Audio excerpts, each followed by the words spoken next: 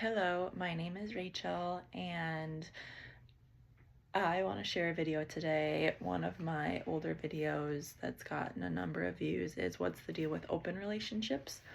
And another topic that wanted to come through today is maybe why monogamy isn't the, right path, way to live someone's life.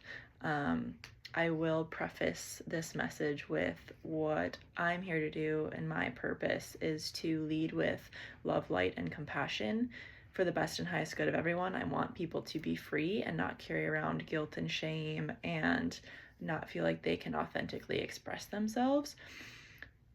Sometimes things are a little uncomfortable to talk about or touch on. There's a lot of fear and hatred, right? That goes into like, oh, well, it's not a straight couple or whatever. But that my intention, again, and I think this comes off, but people get very triggered still, is maybe it's just not for you. Maybe you can be happier and healthier if you live a different lifestyle. And I mean, I know that there are people that live more of the lifestyle they want, but they're not like out and open about it, because being out and open about it, they would get scrutiny and a lot of projections and hatred and, stuff spewed their way. But again, I hope my intention comes off as I want people to be themselves. I want people to not suffer. Suffering is a part of life. It's gonna happen. But there are ways to, I think, cope with life and trauma and what we deal with. And there are more ways to do that than just going to therapy or just going to church or whatever. You can live it on a daily basis. And a lot of the practices I've found have helped me. So again, that's just what I want to share. So if you know me, you know very much that I very much connect to biology and nature and the earth. I've always loved nature and the earth. So I will take that back to in the animal kingdom. There are some animals that are monogamous, but there are lots of animals that live, what's even the right word, that have different mating styles, that have different ways to have a partner, reproduce, whatever you want to call it. So humans, for some reason that I don't know the answer to, but we think we're very different apart from nature because we're so advanced and smart and intelligent. But you're still having an experience on Earth, where on Earth, life has prevailed for millions of years. Now, that's not always been human life. Most of that life has been bacteria, and then it turned into reptiles and then mammals. And guess what? We're mammals, if you remember that, right? Mammals have hair. We give birth to live young. Usually they nurse. Usually they take care of their young for some period of time, right? Showing them how to live life and survive. Show them the ropes, right? With that being said, it's the same thing. There might be some parallels to this video with the LGBTQ movement. So as a species on this planet, there are some of us that are not straight, right? And when you're straight or heterosexual or sexual reproducing, that would generally be male, female, making new life. Now again, there are species out there that can make offspring without a partner, right? Or plants and flowers. I mean, it's still sexually reproducing. There's I don't know the differences, but there's a male flower and there's a female flower. And together they have to go and make offspring, right? Spread the seed, if you will. Where, again, humans have just, what I would say, really messed each other up and messed themselves up is adding all this guilt and shame to something, right? So basically, we have this thing where if someone doesn't fit into in this case, heteronormative box, that they're scary, they're bad, they're whatever.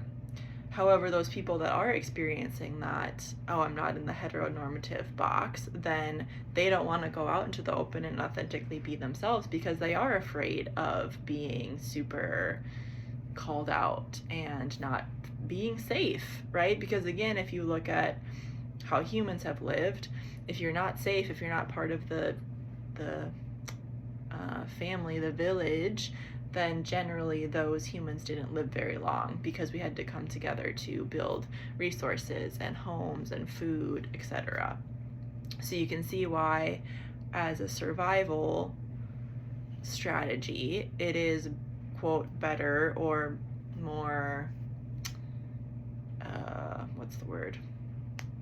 Not better, you know what I'm saying, but to survive, you had to kind of do what other people were doing. Again, I would say now with more basic needs being met because we have, I don't know, lifestyle, just more homes and whatever wherever we're at as a species evolving, there are going to be some more maybe not monogamous relationships that happen. And again, my job is to say that that's okay.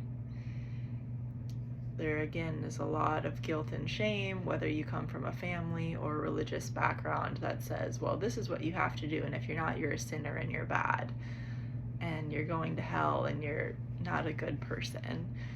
I would argue every single person has dark and light inside of them. So when we say, well, these are good people and these are bad, that's just silly, right? I watch a lot of true crime. There are very few people that are all entirely good and all entirely bad, right? There's so many examples of, like, when true crime comes out, a lot of people say, that's not the whoever I know that did that. Well, it is, though. So again, everyone has light and dark inside of them. Again, that's a reality of living on this planet.